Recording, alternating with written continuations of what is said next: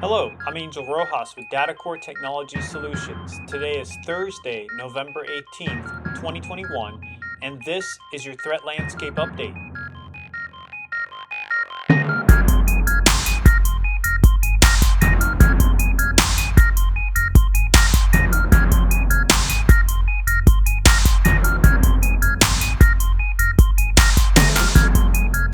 Hi, and thank you for joining us this Thursday on our Threat Landscape Update. I really appreciate you watching these videos. I appreciate the feedback and your comments. Thank you very much. They are very welcome and they help me to fine tune and make these as valuable as possible for you. So let's jump right in. And today we're going to start with one of our 10 security statistics to help you prevent a data breach. And today's stat is about business email compromise. Business email compromise, also known as BEC, is the second most common vector for social engineering. We've discussed it before and we continue to do so because it is such an effective way to compromise your data and your business. So we're going to keep talking about it because repetition is key. It helps to spur action. I want it to be top of mind for you and I want you to be taking action about it because it is not a technology problem. It is actually a people problem. So social engineering is the process by which an attacker can con you and your employees into doing something that they want you to do, not what you want to do.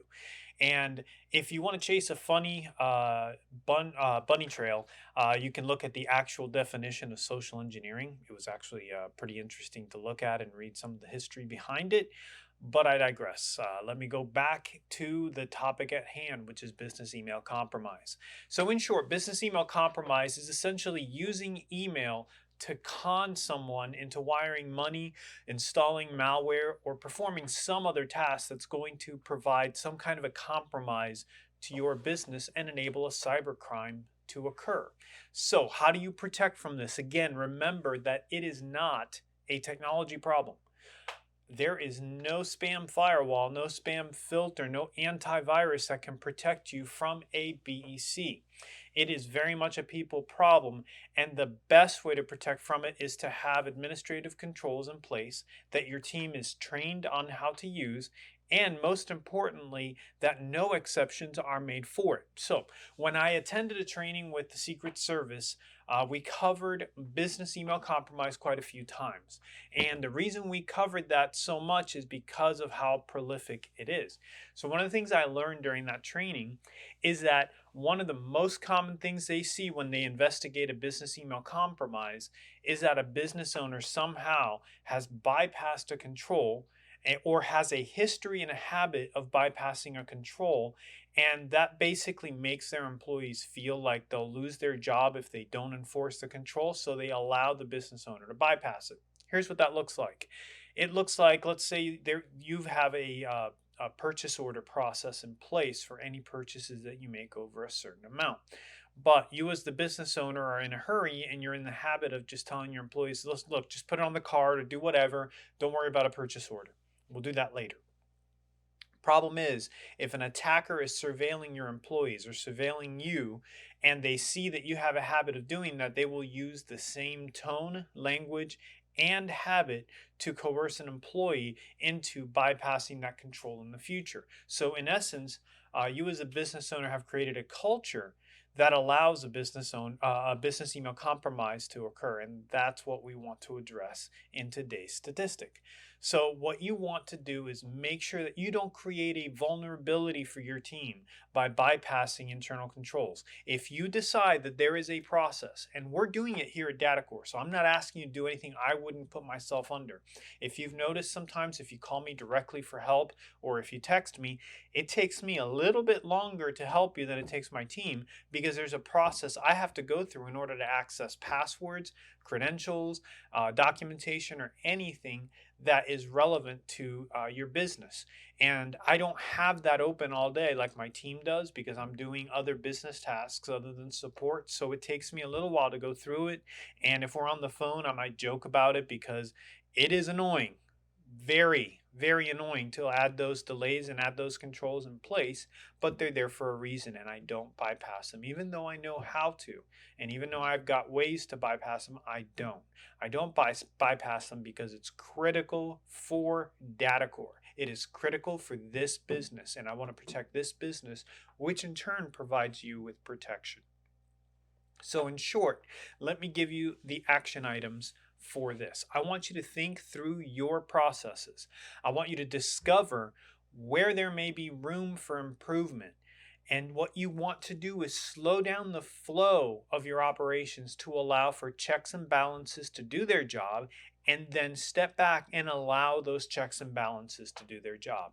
If you step in the way, if you get in the way of a check and balance to expedite something, just know that that one act could introduce a vulnerability into your business. If you need help to think through this, please be sure to set up a meeting with me. I put a calendar email link, or I could put a calendar link at the bottom of the email. So make sure you check it out.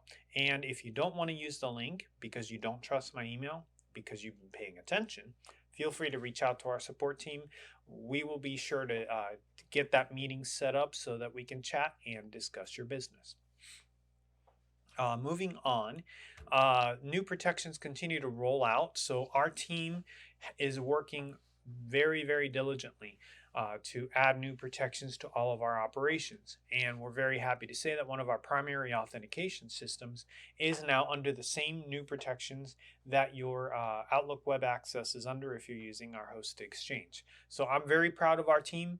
I'm very happy to see these protections rolling out. And I'm also very happy to see that our vendors are embracing these protections and allowing us to place our applications behind them. So this is a collaborative effort with our vendors, our software vendors.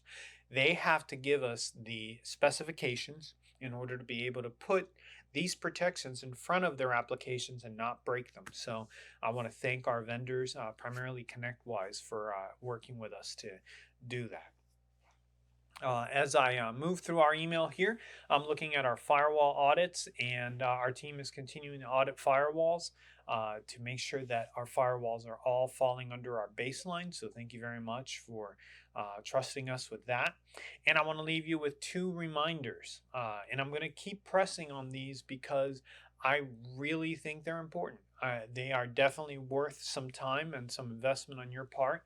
Part ways to communicate to your team about this, as well as to set up a meeting with me to commit to doing some of this training. So I want you to save your work. Make sure you are saving your work all the time, because our team is patching faster than ever, and as zero-day exploits, meaning exploits that are found that there's not quite a patch, but there may be a workaround available. As they come up, our team acts quickly to plug those holes, and some of those things may cause your systems to reboot.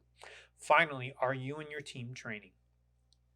I am so serious about this that I'm prepared to give you and your team, no additional charge, full access to our training solution.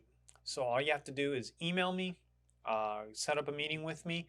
All I ask is that you communicate it to your team, and that you ask them to please do this diligently. Okay, so this is an investment on my part in your business, and I am dead serious about it. It matters that much. So if you want to take advantage of it, this is not in the email. This is only in video. So I hope you're watching the videos.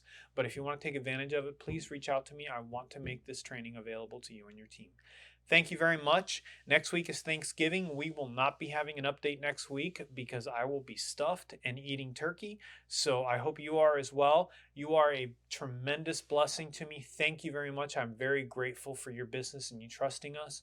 And we'll see you in a couple of weeks. Thank you, and have a blessed weekend and a blessed Thanksgiving.